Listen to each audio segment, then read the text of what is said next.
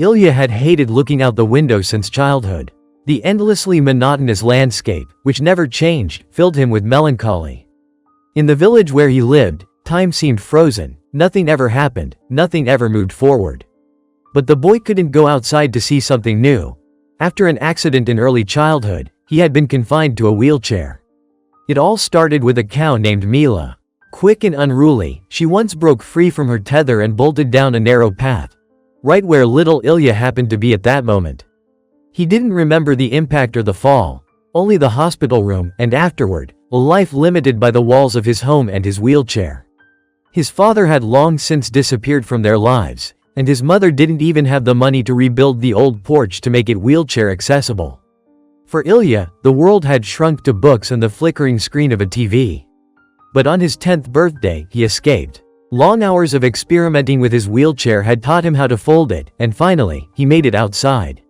For the first time in years, he felt the warmth of real sunlight on his face, heard the chirping of birds, and breathed in the fresh wind, scented with grass and freedom. Dazed, he didn't notice as he rolled onto the road. His rescue was unexpected. A snow-white cat named Snezka suddenly dashed under the wheels of an approaching car, forcing the driver to slam on the brakes. And the driver himself, a trucker named Kirill, jumped out of the cab and scooped up the boy. Kirill took Ilya home, and from that moment, everything changed. Deep down, the boy began to dream that this strong, kind man was his long-lost father. And then something incredible happened. Without his wheelchair, whether it had broken or he'd simply forgotten it in the rush of new experiences, Ilya suddenly felt a faint impulse in his legs. He tried to move them, and he could.